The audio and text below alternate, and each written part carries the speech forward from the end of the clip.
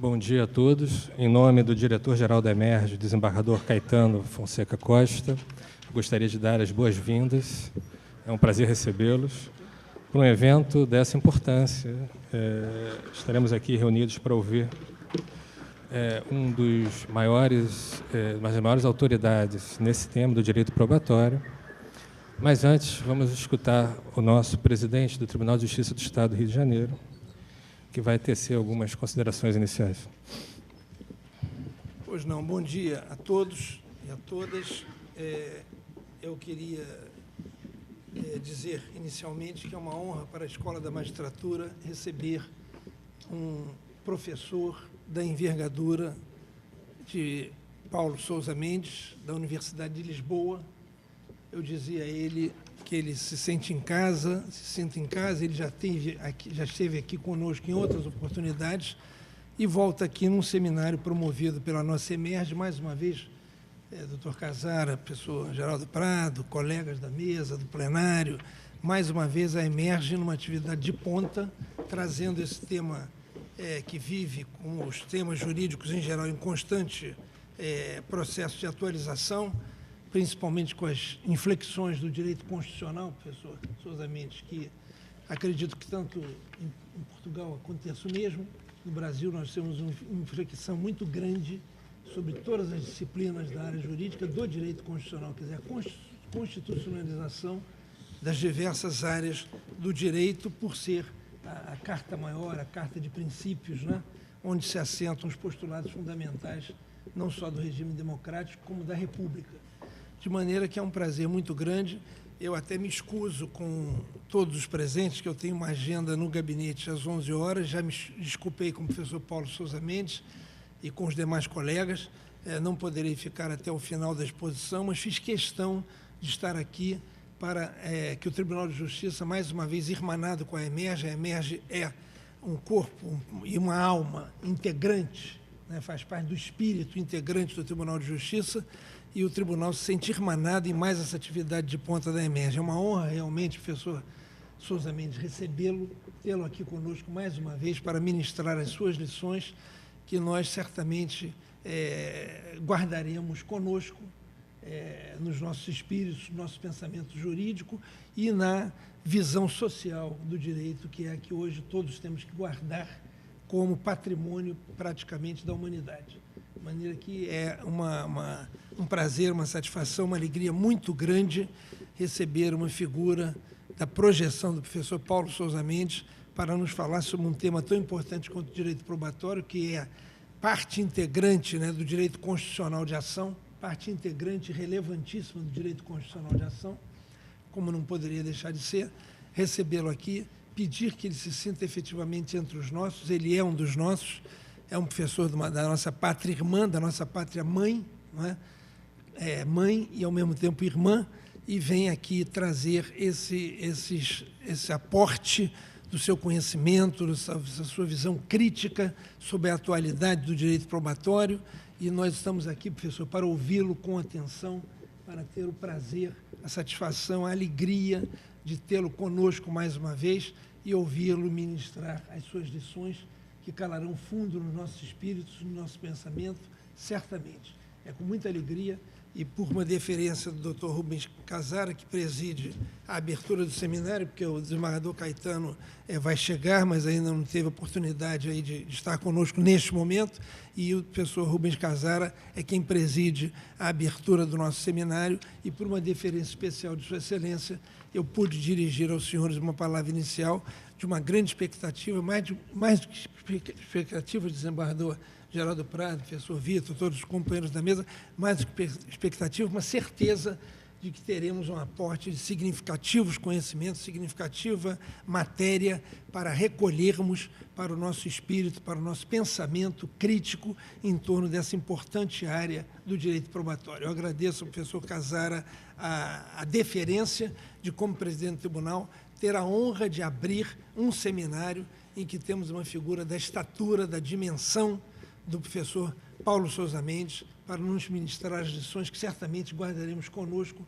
no nosso espírito, na nossa alma, professor. Pode ter a certeza. Muito obrigado.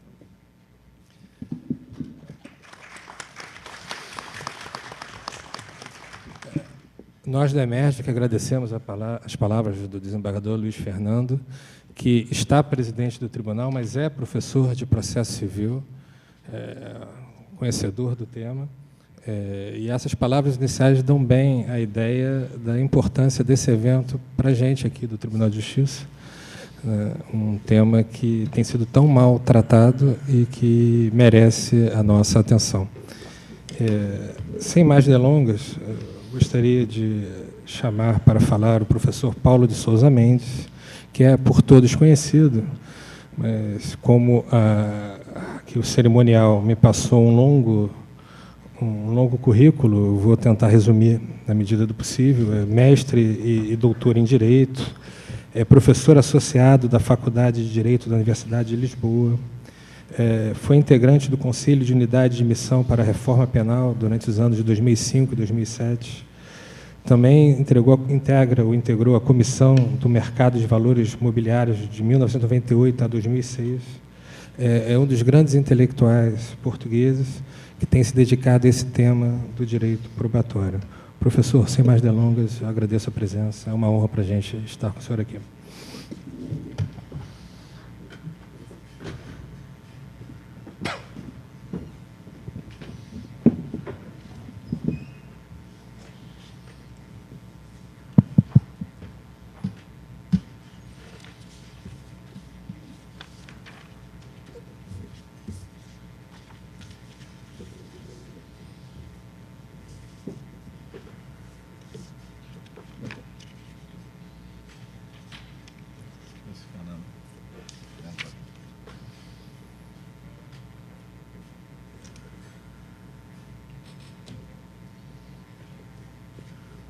Creio que o microfone está ligado. Está ligado, professor. Está ligado. Obrigado.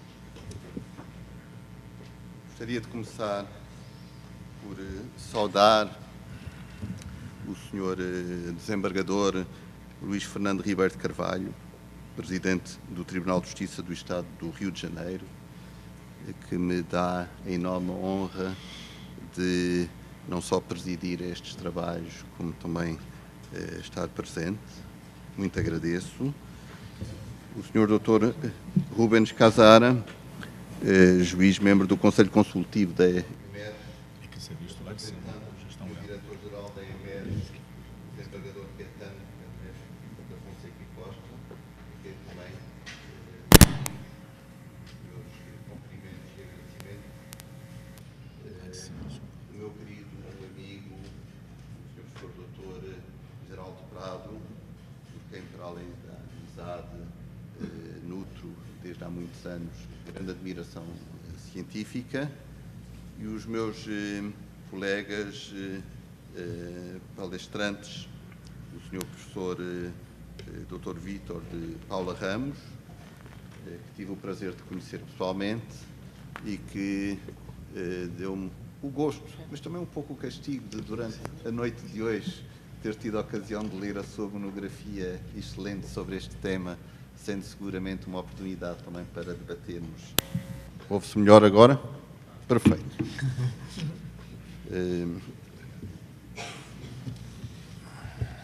Direito probatório, o ónus da prova no direito processual civil e penal.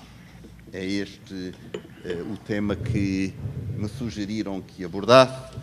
Nada do que vou dizer constituirá, obviamente, como em qualquer matéria jurídica complexa, uma certeza, mas apenas um repto para que possamos, em seguida, discutir estes tópicos que trago à vossa consideração. De resto, tenho a certeza que não são pacíficos, em certas matérias são mesmo intencionalmente polémicos, e ainda bem que temos a ocasião do debate sobre esta matéria.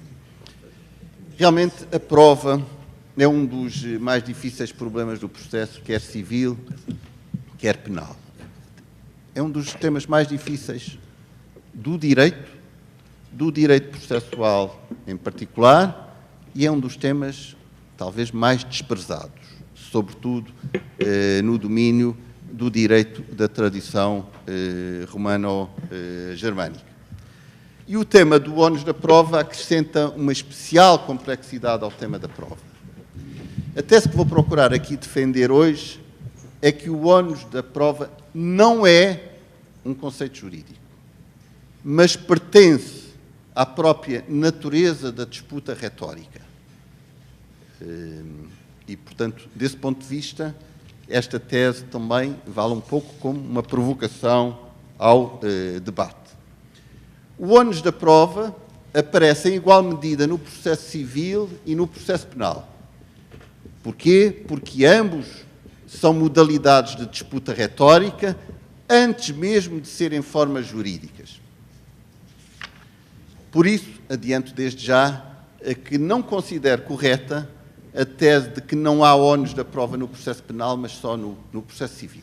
Precisamente por ambos serem modalidades de disputa retórica e o ónus da prova pertencer à própria retórica.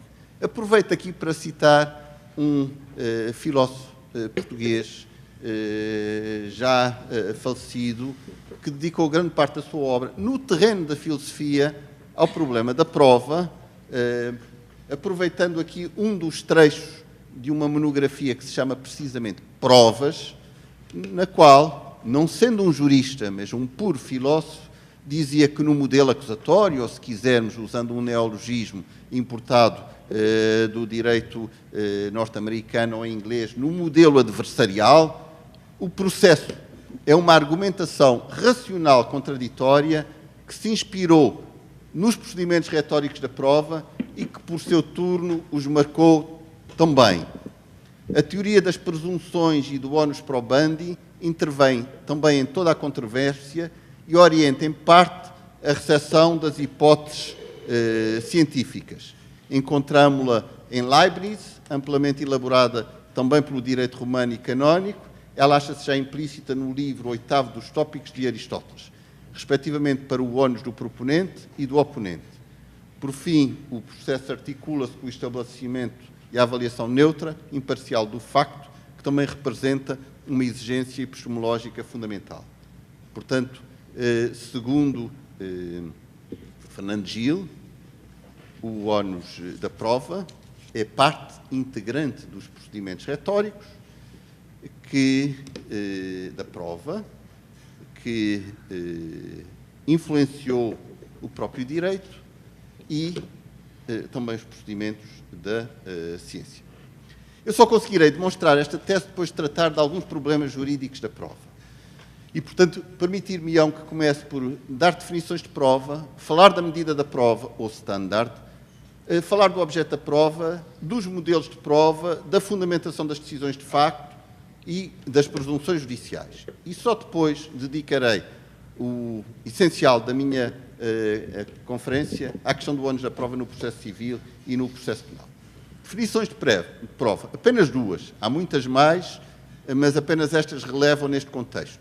A prova pode ser vista como uma atividade probatória. A própria palavra prova é uma palavra esquiva, polissémica e poderá ser utilizada em muitos sentidos e é o contexto que determina realmente a sua utilização.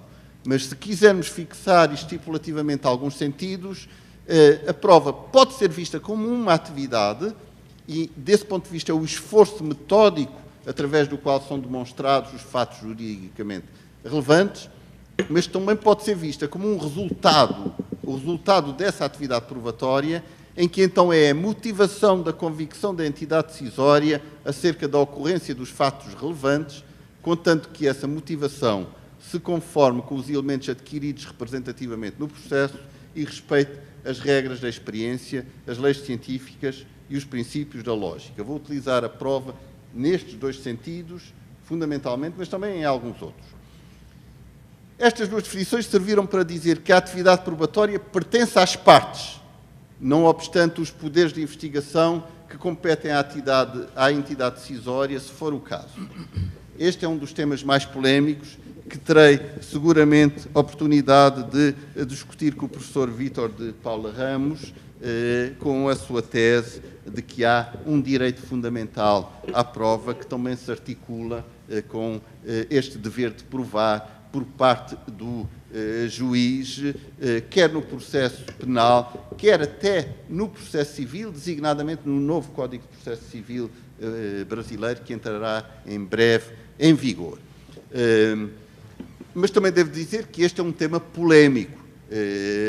Por exemplo, ainda em 2015 saiu uma monografia através do Max Planck Institute de Freiburg, em Breisgau, precisamente sobre o papel do juiz nos processos adversariais e inquisitórios, nos processos de prova de estrutura adversarial ou inquisitória. Inquisitória, enfim, aqueles de inspiração